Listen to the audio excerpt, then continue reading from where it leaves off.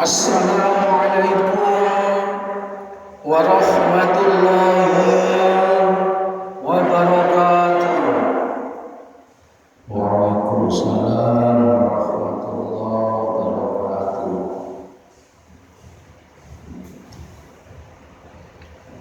Bismillahirrahmanirrahim.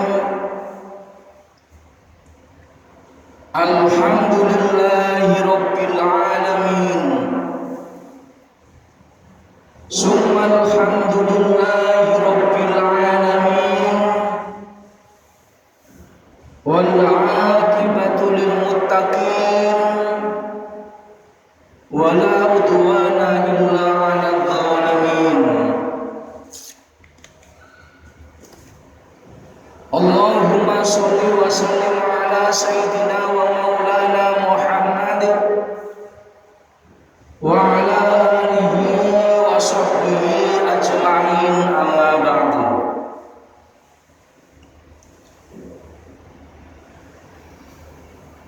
Jamaah pengajian yang dimuliakan oleh Allah Subhanahu wa taala,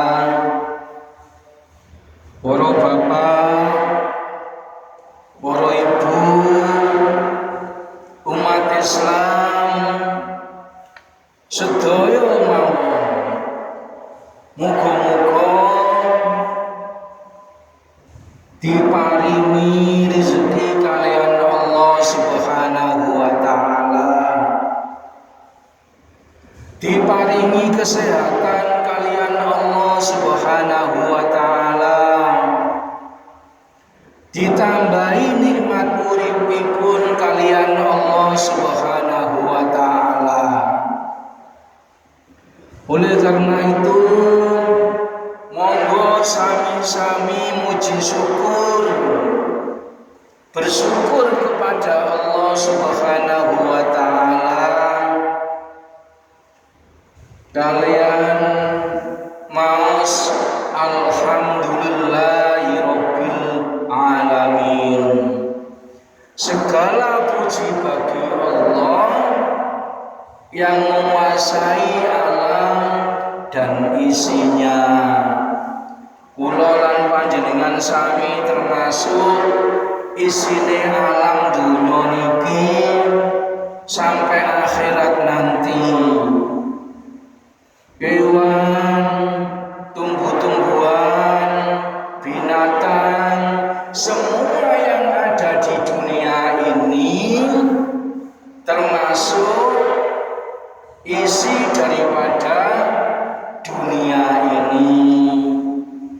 Semuanya adalah milik Allah dan akan kembali kepada Allah.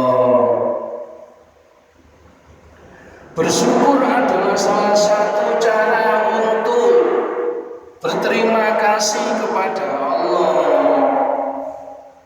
Mensyukuri apa yang telah kita punya, mensyukuri apa yang telah kita miliki. Semua yang ada di dunia ini semuanya milik Allah dan akan kembali kepada Allah, termasuk kula lan panjenengan sami. Sepindah malih monggo sami-sami bersyukur, mumpung setase urip, mumpung masih hidup, diberikan kesempatan untuk bersyukur kepada Allah supaya ditambahi rezekine, ditambahi kesehatane, ditambahi kenikmatan uripe. Amin ya rabbal alamin. Sidna Nabi, Sidna Nabi, Sidna Nabi, Sidna Nabi, Sidna Nabi, Sidna Nabi, Sidi Muhammad Amin Qutbi Habibin Nabi, Sidi Muhammad Amin Qutbi Habibin Nabi, Sidi Muhammad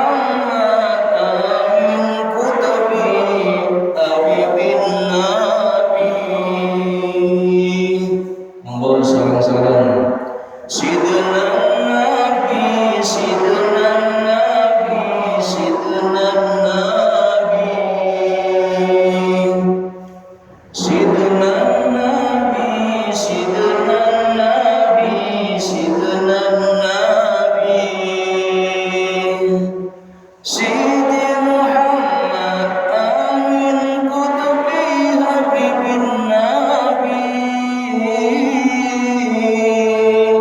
Sidi Muhammad Amin Kutubi Habibin Nabi, Sidi Muhammad Amin Kutubi Habibin Nabi. Siapa yang taklim, siapa yang taklim pada nabinya, siapa yang taat, siapa yang taat pada rasulnya, pasti dibela, pasti dibela di akhiratnya. Mudah hidupnya, lancar rezekinya, lunas hutangnya. Amin. Mudah hidupnya, lancar rezekinya, lunas hutangnya. Amin ya rabbal alamin. Muga-muga kula lan panjenengan sami diparingi mudah hidupnya, lancar rezekinya, lunas hutangnya. Amin ya rabbal alamin. Monggo sareng-sareng ngaos hampir setiap Sabtu sore hari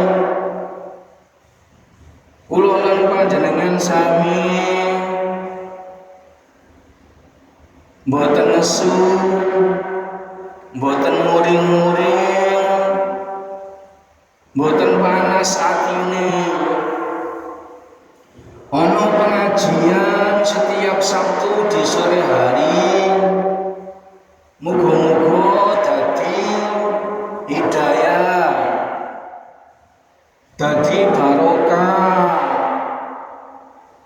dadi mamona kangge kula lan panjenengan sami. Ana sing ngelingno,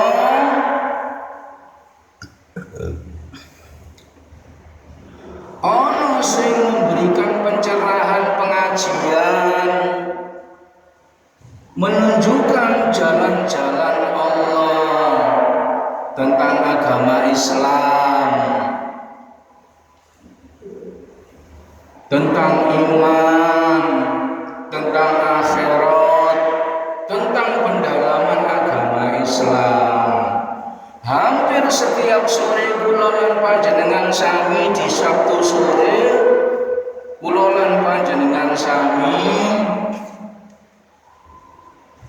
secara tidak langsung mendengarkan pengajian. Mudah-mudahan diberkahi Allah Subhanahu wa taala.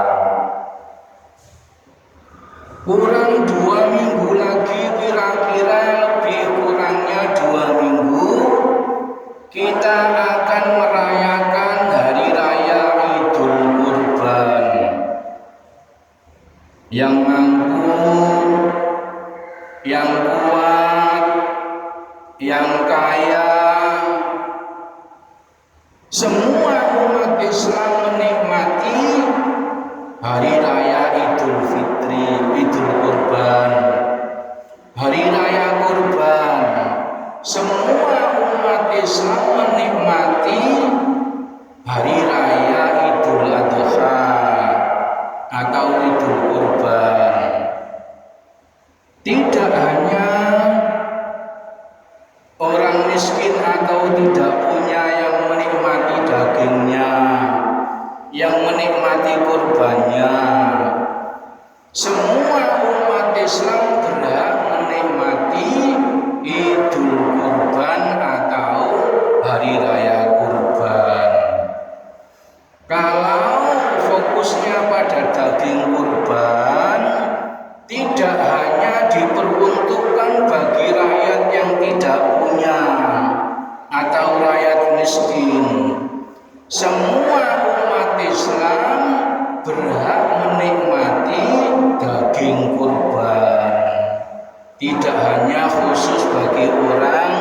yang miskin atau tidak punya, yang kaya juga menikmati, yang miskin dan tidak punya juga menikmati daging kurban. Asal usulnya kurban Idul Adha hukumnya sunat muakkad, tidak ada hukum wajib atau mubah atau makruh dan lain-lain. Aslinya, asal usulnya, asli adalah hukumnya sunat muakkad, sunat yang dipentingkan, sunat yang diutamakan. Khusus bagi orang-orang yang mampu berkurban, orang-orang kaya yang mampu. Kok seandainya tidak mau berkurban, utawa mboten seneng berkurban gara-gara mengeluarkan sebagian uangnya untuk membeli sapi, untuk membeli hewan kurban. Saya kalau ada yang ngomong seperti itu, mboten seneng kurban gara-gara duitnya kelong, gara-gara kekayaannya berkurang dan tidak mau mengeluarkan uangnya untuk berkurban atau membeli hewan. Kata Nabi, jangan sekali-kali mendekati rumah Allah, jangan sekali-kali mendekati masjid, jangan sekali-kali pergi ke Baitullah, jangan sekali-kali mendekati tempat Allah, baik masjid maupun mushola maupun Baitullah. Jangan sampai sekali-kali mendekati tempat-tempat ibadahnya orang Islam. Niku kata Nabi Muhammad sallallahu alaihi wasallam, sampai mboten gelem kurban, mboten gelem mengeluarkan sebagian hartanya untuk berkurban. Kata Nabi, jangan sekali-kali ojo sampai mendekati rumahnya Allah, Baitullah, ataupun tempat-tempat ibadah. Artinya apa? Ulang panjenengan sami dilarang untuk haji ataupun umroh gara-gara tidak senang terhadap kurban, mengeluarkan sebagian hartanya untuk berkurban. Niku larangane Kanjeng Nabi, nek kapan ana sing wong boten gelem kurban utawa boten seneng kalian kurban. Jadi hukum asli daripada kurban adalah sunat muakkad. Artinya kurban dapat pahala, mboten kurban mboten sampai haram utawa dilarang. Tapi Nabi memberikan peringatan kepada kita semua, nek kapan ana wong sing mboten seneng kurban, jangan sekali-kali mendekati Baitullah. Itu bisa terjadi, jangan sampai mendekati masjid, jangan sampai mendekati rumah Allah Subhanahu wa ta'ala. Muga-muga kula lan panjenengan sami tidak termasuk orang-orang yang seperti ini. Duwe yo kurban sedekah jariyah atau sunnah Rasul Nabi Ibrahim, sunnah Rasul Muhammad sallallahu alaihi wasallam yang meneruskannya. Tapi hukum kurban itu menjadi wajib. Kok iso? Hukumnya kurban itu menjadi wajib bagi orang-orang yang pernah janji atau nadar atau sumpah. Wis tahu janji, wis tahu nadar, wis tahu sumpah. Saya kalau sukses, kalau berhasil akan membeli sapi untuk kurban.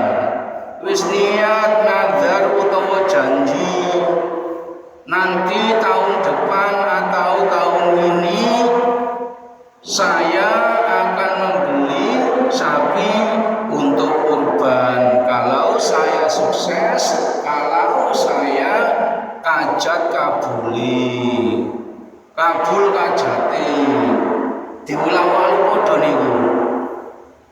Hajat kabuli, kabuli kajat dan lain-lain. Niku nek kapan wis janji utawa nadar utawa sumpah, itu hukumnya menjadi wajib karena wis nadar, wis janji, wis sumpah. Jadi hukumnya kurban itu bisa menjadi wajib kalau kita sudah janji atau nadar atau sumpah. Jadi hukumnya sunnah berubah menjadi wajib gara-gara kula lan panjenengan sami wis nadar, wis sumpah utawa wis janji. Wajib, hukum wajib yang pertama. Hukum wajib yang kedua adalah bagi keturunan Nabi Muhammad sallallahu alaihi wasallam, Ahlul Bait, zuriyahnya Nabi Muhammad sallallahu alaihi wasallam, menurut Imam Maliki dan Hanafi itu dihukumi wajib untuk kurban, berkurban, mau pakai unta, mau pakai kambing, mau pakai sapi, mboten napa-napa, asal jangan ayam. Kurban yang dianjurkan biasanya unta. Kalau unta kurang lebih umurnya 10 tahun. Uang Indonesia tidak mampu membeli unta atau tidak mungkin membeli unta karena jarang sekali orang-orang yang pelihara hewan unta. Kalau di Madinah, di Timur Tengah, di Arab Saudi, hewan yang beredar untuk disembelih menjadi kurban itu biasanya unta. Itu kalau di Mekah, Madinah, di Timur Tengah sana, yang harganya mahal sekali, ngalang-ngalai mobil Pajero. Harganya unta nih loh, unta yang dipelihara khusus yang warnanya merah itu hampir 500 jutaan di Mekah atau di Madinah sana. Yo koyok sapi kalau di Indonesia para presiden biasanya kurban sapi yang khusus dipersiapkan untuk tahun depan. Harganya 500-an juta, 100 sampai 500 juta. Jadi mboten napa-napa. Terus sapi, umurnya sapi niku kurang lebih 3 tahun. Nek umurnya unta kurang lebih 10 tahun. Memenuhi syarat untuk jadi kurban disembelih. Yang ketiga adalah hewan kambing, kurang lebih umurnya 2 tahun atau 2 tahun kurang. orang sedikit. Itu pun boleh untuk satu orang. Satu unta untuk satu orang boleh. Satu sapi untuk satu orang yang berkorban pun boleh. Satu kambing untuk satu orang yang berkorban pun boleh. Para alim ulama mengatur tentang kemampuan orang-orang yang berkorban, sehingga beredar peraturan seolah-olah sapi satu dibagi orang 7. Niku menurut para alim ulama, di zaman Nabi tidak ada peraturan dibagi 7. Tidak apa-apa. Dibagi 10 nggih monggo, dibagi 7 nggih monggo, dibagi 3 nggih monggo, kanggo wong siji nggih monggo, mboten napa-napa, tidak ada larangan.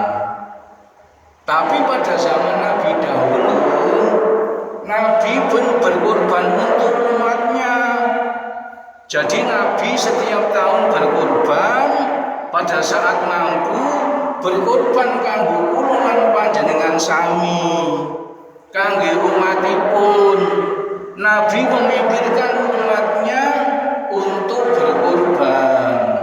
Jadi seandainya kita di sekarang ini tidak mampu atau belum punya uang atau belum kaya, niku sampun dikurbanaken Kanjeng Nabi Muhammad di awal-awal Nabi menyiarkan agama Islam.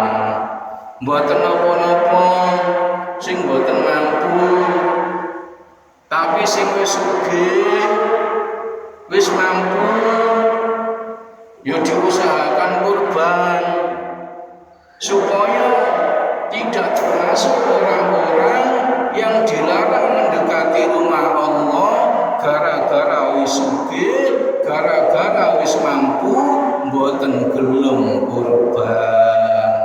Niku keterangane Kanjeng Nabi Muhammad sallallahu alaihi wasallam tentang laki-laki ataupun perempuan jenis hewan. Menurut ulama al-Khilli, Syekh al-Khilli berpendapat dalam bukunya Tazkirah, untuk sapi ataupun unta tidak ada bedanya antara laki-laki dan perempuan. Niku pendapat ulama pada zaman dahulu, bahwa laki-laki ataupun perempuan boleh dijadikan kurban. Unta, sapi nggih boleh, unta perempuan nggih boleh. Jadi tidak ada ketentuan laki-laki ataupun perempuan. Itu menurut Syekh Al-Khilli. Tapi untuk kambing diutamakan yang jantan, itu lebih utama.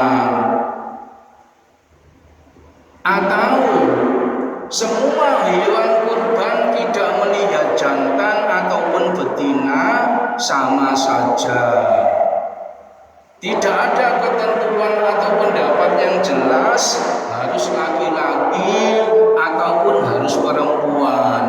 Semua binatang yang memenuhi syarat sehat, tidak berpenyakit, tidak sakit, umurnya cukup. Kalau unta 10 tahun, kalau sapi 3 tahun, kalau kambing 2 tahun, itu boleh dijadikan hewan kurban. Sama saja, tidak ada ketentuan yang jelas harus laki-laki ataupun perempuan. Karena hukum kurban itu sunat muakkad, bukan wajib, bukan kayak sholat fardu, bukan kayak zakat.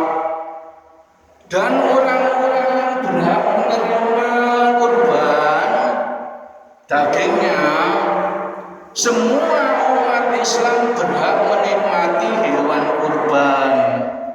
Yang tidak punya, yang punya, semua disunatkan untuk menikmati hewan kurban.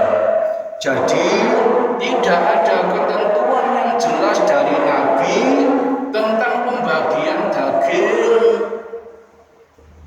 Yang tidak punya yang menikmati, yang kaya yang menikmati. Semua umat Islam berhak menikmati daging kurban. Tidak ada larangan orang kaya menikmati daging kurban atau hewan kurban.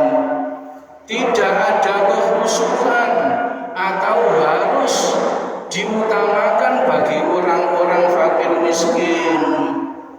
Semua umat Islam berhak menikmati daging kurban atau hewan kurban. Berbeda dengan zakat fitrah. Zakat yang ada pada sholat Idul Fitri, pada hari raya Idul Fitri, jelas siapa diperuntukkan, bagi siapa zakat fitrah itu yang berhak menerimanya. Harus dibedakan ibu antara zakat fitrah, kalau daging kurban, hewan kurban itu tidak ada jelas dikhususkan bagi siapa yang berhak menerimanya. Tapi kalau Idul Fitri, yang berhak menerima zakat itu ada 9 golongan. Jadi hukumnya jelas, siapa yang berhak menerimanya itu jelas kalau dibandingkan dengan Idul Kurban. Jadi untuk Idul Kurban tidak ada hukum yang jelas siapakah yang berhak menikmati atau mendapatkan daging hewan Idul Kurban. Jadi sangat berbeda sekali. Kalau Idul Kurban semua berhak menikmati, semua umat Islam berhak menikmati hewan kurban. Tapi kalau zakat fitrah, Idul Fitri, yang berhak menikmati atau mendapatkan zakat fitrah adalah 9 golongan asnaf, 9 atau 8 ini, termasuk fakir, miskin, amil, mu'alaf, gharim, riqab, ibnu sabil, fisabilillah. Fakir, miskin, amil, mu'alaf, gharim, ibnu sabil, fisabilillah. Itu yang berhak menikmati atau mendapatkan zakat fitrah. Kalau Idul Kurban, yang berhak menikmati hewan kurban adalah semua umat Islam berhak merayakan atau menikmati hewan kurban. Tidak ada ketentuan yang khusus seperti yang ada dalam zakat fitrah. Kalau itu dibandingkan atau diumpamakan seperti zakat fitrah. Dados kula lan panjenengan sami berhak menikmati daging kurban, tidak pandang yang kaya, tidak pandang yang miskin. Bahkan pada awal-awalnya sejarah tentang kurban, pada saat Nabi Ismail diperintahkan oleh Allah untuk disembelih Nabi Ibrahim itu bukan persoalan daging kurban yang diangkat, bukan menjadi topik utama. Pembagian daging itu hampir tidak ada. Coba cari pendapat kemanakah daging kambing setelah disembelih oleh Nabi Ibrahim menggantikan posisi Ismail, Nabi Ismail. Itu tidak ada pendapat yang mengatakan membagi daging kambing ketika Nabi Ismail mau disembelih Nabi Ibrahim. Hampir tidak ada pembagian daging. Dan cari kemanakah kambing itu setelah disembelih oleh Nabi Ibrahim menggantikan posisi Nabi Ibrahim. Kemana kambingnya itu? Tidak ada pembagian yang jelas pada zaman itu. Mungkin masih jarang manusia atau jarang umat Islam di seluruh dunia tidak mengenal itu pada zaman Nabi Ibrahim. Hanya umat Nabi Ibrahim yang kenal tentang kurban pada zaman itu. Kemudian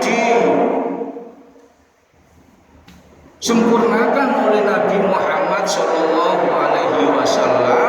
meneruskan posisi Nabi Ibrahim. Muncullah pendapat-pendapat para alim ulama, muncullah pendapat Al-Maliki, Hanafi, Hambali dan lain-lain. Muncullah pendapat Al-Khilli.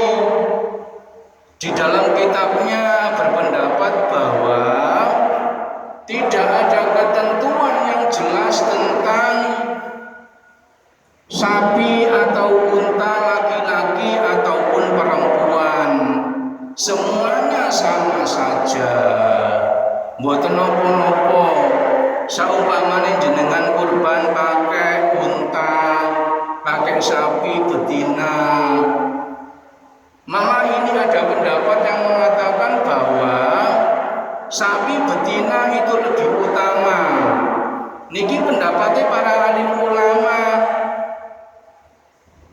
Jadi tidak ada ketentuan yang jelas tentang hukumnya sapi betina ataupun laki-laki boleh mawon padha wae. Tapi kalau kambing lebih utama yang jantan, yang laki-laki. Jantan dan betina sama saja, mboten napa-napa. Kalaupun sekarang ada ketentuan semuanya harus laki-laki, nggih monggo, mboten napa-napa. Sak mampu kula lan panjenengan sami kurban laki-laki, sapi nggih monggo. Kurban unta lanang nggih monggo. Kurban kambing jantan lebih utama. Kalaupun tidak jantan atau perempuan nggih monggo.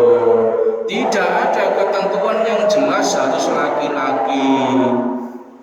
Wong asal hukumnya sunat.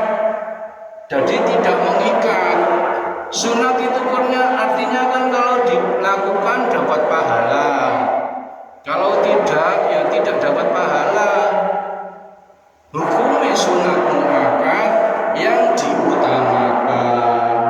Jadi muga-muga kurban kula lan panjenengan sami nanti diterima oleh Allah Subhanahu wa taala. Yang terakhir bahwa insya Allah kula lan panjenengan sami kurban kula lan panjenengan sami membawa berkah fid dini wa dunya wal akhirah. Amin ya rabbal alamin. Marilah kita tutup pengajian ini dengan bacaan doa.